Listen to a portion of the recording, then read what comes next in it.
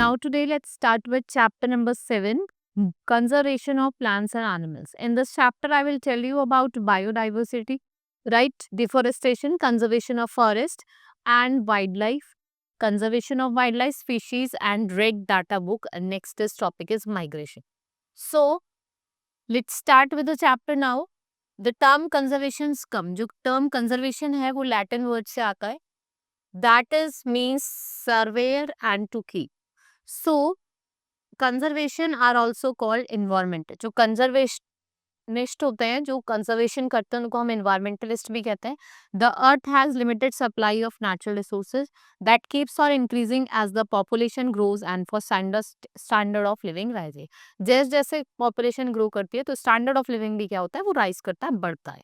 For that what you have to do, conservationist works to ensure that environment and continue to provide resources for human need.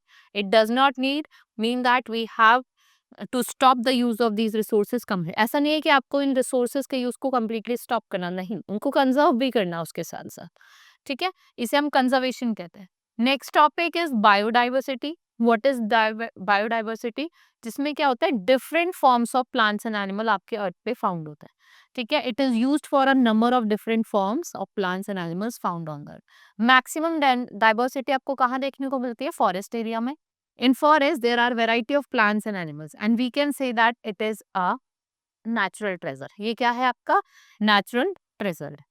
So it refers to the variety of organism जो आपके earth पे exist करते हैं. What it is the variety of organism existing on the earth. So all of these organisms have their interrelation and their relationship with the environment. It includes variety of plants, animals and microorganisms. यहाँ पे क्या है, variety of plants हैं, animals हैं और आपके microorganisms. Right? Then the loss of biodiversity is mainly due to sudden, unplanned and disorganized change. ठीक है, आपका आप देखते हैं कि लॉस ऑफ बायोडाइवर्सिटी की वजह से क्या होता है, सडन, अनप्लान्ड और डिसऑर्गेनाइज चेंज होते हैं. And in the ecosystem the interaction between living and non living thing, जो इंटरेक्शन है बायोटिक और एबायोटिक के बीच में, वो क्या है, बहुत ज्यादा इंपॉर्टेंट है. So there are number of threats to biodiversity to be seen due to human behavior and activities. Like human activities like deforestation. आप human activities करते हो ना? When large number of trees are cut from the same area again and again, the land under these trees get exposed to natural forces. जैसे आपकी wind हो गई, rain हो गई, intense sunlight हो गई. Next is deforestation. Cutting down of trees on large scale. भाई हम क्या कर रहे हैं, ट्रीज को काट रहे हैं ह्यूमन एक्टिविटीज के लिए, तो दैट इज योर डिफोरेस्टेशन. इससे ग्रेट डिस्ट्रक्शन होता है आपके हैबिटेट्स में, प्लांट्स में, एनिमल्स में, with continuous increase demand for land activities. जैसे आपके एग्रीकल्चर प्रैक्टिसेस हो गई, ठीक है, आपकी अर्बन डेवलपमेंट हो गई, और जिससे क्या हो रहा है, जो आपका forest area it has been found to be shrink. Now causes of deforestation, मतलब आपका रैपिड अर्बन डेवलपमेंट होगा, clearance of agriculture field to grow more food, with growing population the need of human being also increase. जिससे आप क्या कर सकते हो, अपने जो डेली नीड्स है उसको मीट कर सकते हो. बैलेंस इन नेचर कर सकते हो, इम्बैलेंस कॉन्सिक्वेंटली जो नेचर है वो सफर कर रहा है. इससे क्या होता है कि आप it may be use to fulfil fuel requirement. Timber exploitation for construction purposes की वजह से क्या होता है, टिम्बर का एक्सप्लॉयटेशन हो रहा है. Huge number of trees are being cut down to meet the need for increase land for housing. Using land for setting up industries, trees are cut to meet the need of wood, जिसका हम use करते हैं manufacturing industries में, furniture में, food में. Some natural causes of deforestation क्या क्या है, फॉरेस्ट फायर हो गया, सीवियर ड्रॉट हो गया, क्या है, नेचुरल कॉजेज है. ठीक है, and other vegetation, trees die during severe droughts, और कैटल रेंचिंग, ये भी क्या है, cause of deforestation.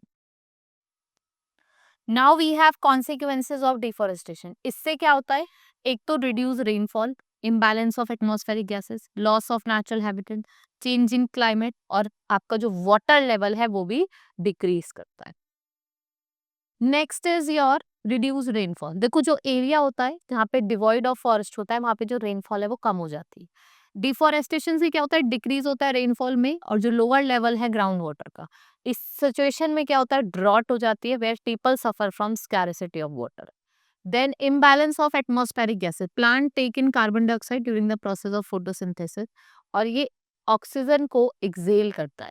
So, but less number of trees leads to an increase in the level of carbon dioxide. Deforestation disturbs the balance between carbon dioxide और oxygen gas in the atmosphere. जिससे further क्या होता है, increase होती है carbon dioxide में, जिससे आपका ग्लोबल वार्मिंग भी होता है. क्या होता है, ग्लोबल वार्मिंग. देखो जैसे जैसे क्या होता है, कार्बन डाइऑक्साइड इंक्रीज होती है, जो कार्बन डाइऑक्साइड गैस होती है वो ट्रैप कर लेती है हीट रेस को, जो कहाँ से रिफ्लेक्ट होती है, अर्थ की सरफेस से, and it will result in increase in temperature on the earth, जिससे जो आपकी वाटर साइकिल है वो भी डिस्टर्ब होती है और आपका रेनफॉल भी रिड्यूस हो जाता है. And this could cause drought, और ये क्या कॉज करता है, ड्रॉट कॉज करता है. Now we have loss of natural habitat. There are some species which live on trees. Thereby cutting down of trees क्या करता है, home species को destroy करता है. Then change in climate. Deforestation changes climatic condition. The increased temperature alters water cycle. और इससे क्या होता है, रिडक्शन होता है रेनफॉल का. This results in occurrence of situation called drought. इसमें क्या हो जाता है, ड्रॉट की सिचुएशन आ जाती है.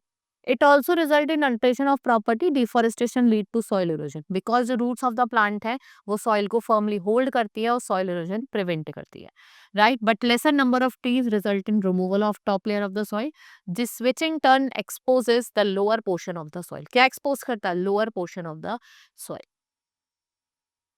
And in this way, fertile land get converted to barren land and this is called desertification. और इस process को क्या बोला जाता है, desertification.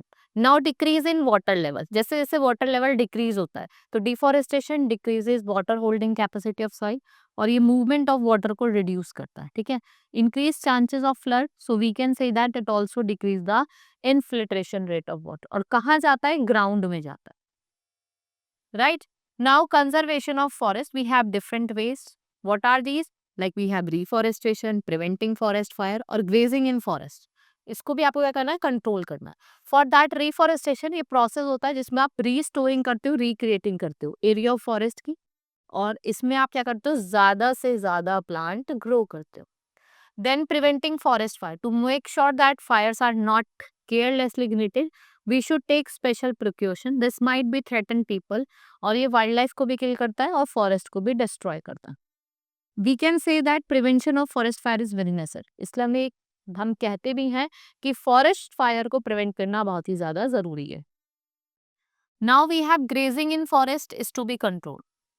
So, we should keep an eye on grazing in forest. Grazing control actually prevents soil erosion, which is again essential. As we know, top layer is fertile as well as habitat for various organisms. Plants grow on the top layer and it is also habitat of many small organisms. Then we have wildlife. Wildlife किसको represent करता है? Non-domestic animals को, जो आपके natural habitat पर आ रहा है, like lion, elephant, और इनको हम कहाँ फाउंड करते हैं, फॉरेस्ट में. इंक्रीज इन पॉपुलेशन, देखो जैसे जैसे पॉपुलेशन इंक्रीज होगी इससे क्या होगा, जो डिमांड है लैंड की वो इंक्रीज होगी फॉर वेरियस पर्पस. जैसे लोग हाउसिंग बनाएंगे, ठीक है भाई, ज्यादा लोग होंगे तो ज्यादा हाउस चाहिए, तो उसके लिए भी हमें फॉरेस्ट को क्लियर करना पड़ेगा, ठीक है. Causes of depletion of wild life, what are the causes, एक तो हैबिटेट लॉस होगा, दूसरा क्या होगा, क्लाइमेट चेंजेस होंगे, पेस्टिसाइड्स और टॉक्सिक केमिकल्स होंगे, हंटिंग होगी, पोचिंग होगी, नेचुरल फिनोमिना पे चेंजेस आएंगे और पॉल्यूशन, ठीक है. ये कुछ कॉजेज है. अगर हम बात करें हैबिटेट लॉस की, so what will happen in the habitat loss, habitat वो प्लेस होती है जहाँ पे जो आपके non living organism live and sometimes cause depletion of wild, जिससे क्या होता है, लॉस ऑफ हैबिटेट होता है. देखो एलिफेंट जैसे फॉरेस्ट में रहता है, अगर हम फॉरेस्ट को डिस्ट्रॉय कर देंगे तो वो कहाँ आने लगेंगे, सिटीज में आने लगेंगे, लोगों को हार्म करेंगे, right. Next is your climate change. देखो जैसे जैसे क्या होगा, आपका इन्वायरमेंट में चेंजेस आएगा, तो आप देखेंगे जो सडन चेंजेस होते हैं इन्वायरमेंट में वो क्लाइमेटिक चेंजेस की वजह से होते हैं. सो व्हाट विल हैपन, जो हैबिटेट है डिफरेंट काइंड ऑफ प्लांट्स का वो क्या होगा, खराब हो जाएगा. For that you have to drop और राइज द एवरेज रेनफॉल. उसमें क्या होगा, आपको सीजनल चेंजेस होंगे जो किसको हार्म करते हैं, हाइबरनेटिंग एनिमल्स को. Then we have pesticides and toxic chemical. भाई जो पेस्टिसाइड्स होते हैं, टॉक्सिक केमिकल्स होते हैं, ये क्या करते हैं, आपकी वाइल्ड लाइफ को हार्म करते हैं as they are toxic. So for that what you have to, like petroleum products आप डाल रहे हैं. Next is your hunting and poaching. भाई आप अनरेगुलेटेड हंटिंग कर रहे हो, पोचिंग कर रहे हो, एनिमल्स एक्सटिंक्ट हो रहे हैं, खत्म हो रहे हैं धीरे धीरे. ठीक है, ड्यू टू दिस जो number of wild life animal हैं वो क्या होंगे, आपके डिक्रीज हो जाएंगे. And we have natural phenomena, जैसे फ्लड आ रहा है, अर्थक्वेक आ रहा है, ड्रॉट आ रहा है, इसकी वजह से भी क्या होता है आपका डेप्लेटेशन. Now pollution. पॉल्यूशन जो भी आपको रिलीज, भाई जो इनरेस्टेड वैरायटी ऑफ ऑर्गेनिज्म है वो पॉल्यूशन कर रहे हैं, वो फैटल होती है. We can say that pollution is harmful for wild life. हम ये भी कह सकते हैं कि पॉल्यूशन क्या है, हार्मफुल है for wild life. Next is conservation of wild life. How you can conserve the wild life. So, to prevent deforestation and for conservation of wildlife, the government has implemented many rules, method and policy and many steps, areas called sanctuaries. National parks biosphere has been marked where activities like plantation, cultivation, gazing, hunting, poaching, ये सब क्या है prohibited, आप नहीं कर सकते इसको. So, it refers to preservation, protection and restoration of wildlife. तो अगर conservation क्या है, preservation है, protection है और restoration है wildlife का, उनके environment का. So there are three types of protected area. आपको पता है, biosphere reserve, national park and wild life sanctuary. Now I will tell you about the biosphere reserve. ये मल्टीपर्पज प्रोटेक्टेड एरिया होता है. What it is multipurpose protected area और इसको develop करा जाता है to conserve your biodiversity and integrity of plants, animals and micro organism. कितने biosphere reserve है? 14 है. जैसे आपके पंचमरी हो गया जो मध्य प्रदेश में है. ठीक है, इसमें आपका सतपुड़ा और 2 वाइल्ड लाइफ सेंचुरी आती हैं, that is Pachmarhi and Bori wild life sanctuary. Then we have Nanda Devi, Manas, Nilgiri, Sundarbans, ये सारे क्या हैं आपके biosphere reserve. Then we have national park. ये वो एरियाज होते हैं, रिजर्व्ड होते हैं for the welfare of wild life. यहाँ पे आप पोचिंग या किसी भी तरीके की हंटिंग नहीं कर सकते. ठीक है, ये सब स्ट्रिक्टली बैन होती है. So we can also say that large and diverse enough. ये बहुत लार्ज है, डाइवर्स है. नेशनल पार्क प्रिजर्व करते हैं flora, fauna, historic object like Satpura national park, आपके रॉक शेल्टर हो गया, रॉक पेंटिंग हो गया, they are preserved along with flora and fauna. Corbett national park जो आपका नैनीताल में है, यहाँ पे लोग जाते हैं वहाँ की नेचुरल ब्यूटी के लिए में, and they are not suppose to do hunting. वहाँ पे आप हंटिंग नहीं कर सकते. ठीक है, क्योंकि प्रोटेक्टेड एरिया है. मैं आप कुछ नेशनल पार्क्स बताती हूँ आपको. जैसे आपने देखा होगा Jim Corbett national park Uttarakhand tigers के लिए फेमस है. Then we have Kanha national park Madhya Pradesh, famous for tigers. Ranthambore national park Rajasthan. Then we have Gir national park Gujarat, lions के लिए. Kaziranga national park Assam, one horn dinosaur. Sundarban West Bengal. Bandipur national park ये एलिफेंट के लिए जाना जाता है, ये भी राजस्थान कर्नाटका में लाया करता है. दाचिंगम नेशनल पार्क ये आपका जम्मू एंड कश्मीर में. देन सरिस्का टाइगर रिजर्व भी है ये राजस्थान में. देन सतपुड़ा जो कहाँ लाया करता है, मध्य प्रदेश में. ये नेशनल पार्क से आपको ये को इनको याद रखना है. ठीक है, आपके फिलअप्स में या एमसीक्यूज में आ सकते हैं. Then we have wild life sanctuary. So wild life sanctuary ये भी area preserve for the conservation and protection of wild life, like cutting timber tree, collection of minor forest products, sanctuaries, hunting, poaching, ये सब क्या होती है, strictly prohibited होती है. जैसे आपका भरतपुर हो गया, मधुमलाई हो गया तमिलनाडु में, सुल्तानपुर लेक हो गया, Bandipur, Sanjay Gandhi national park, wild life sanctuary कहाँ है, सब Maharashtra. Now we have flora and fauna. Flora and fauna, the plant and animal found in, जो प्लांट और एनिमल आपको कोई पर्टिकुलर एरिया में मिल रहा है उसको हम फ्लोरा एंड फोना कहते हैं. Flora is term that is used for plants and fauna is used for animals. So first is they maintain balance in a food chain. देखो जो चेन है, फूड चेन का जो नेचर, उसमें बैलेंस मेंटेन करके रखते हैं. ये सीक्वेंस है जिसमें हम ट्रांसफर करते हैं energy from one organism to another. ये ऑटोट्रॉफ मतलब प्रोड्यूसर से शुरू होती है और किससे यूज होती, एंड होती है कंजप्शन से. ठीक है, then plants that produce food by the process of photosynthesis, उन्हें हम क्या कहते हैं, autotrophs. What are they called, autotroph. The energy produced by the energy produced by the food produced by the plant is taken up by the herbivores. फिर उसको plant और plant product से dear खाता है प्लांट को. उसके बाद energy कौन लेता है, कार्निवोरस. अब भाई आप देखते हैं कि जो एनिमल्स है जो दूसरे एनिमल्स को खाते हैं उनको खाते हैं, वो उससे एनर्जी लेते हैं. ठीक है, और ओमनिवोर्स क्या होते हैं, जो दोनों चीज खाते हैं, प्लांट्स को भी एनिमल्स को. और जो इनका एब्सेंस है of any one of this organism, ये क्या करता है, आपकी फूड चेन को डिस्टर्ब कर देता है. Now we have species. Let's study about the species. So they are the group of population जो कैपेबल होती है इंटरब्रीडिंग के, और वो क्या प्रोड्यूस करती है, फर्टाइल ऑफस्प्रिंग. ठीक है, members of same species breed amongst themselves and with the member of other species. Like in forest there are variety of animals, जैसे आपका लायन हो गया, डियर हो गया, एलिफेंट हो गया, they are able to breed with only lion and lion can not breed with tiger. क्या ऐसा हो सकता है? भाई लॉयन ब्रीड करेगा तो लॉयन के साथ करेगा, ना कि डियर के साथ। Next is wild life species on the basis of being threatened और एक्सटिंक्ट। हमने स्पीशीज को 4 डिफरेंट टाइप्स में क्लासिफाई करा है, एंडेमिक, वर्नरेबल, इंडेंजर और critically endanger. If we talk about endemic species, they are the species of plants and animals that are found exclusively in a particular area. मतलब ये आपको naturally मिलती है और कहीं नहीं मिलेगी।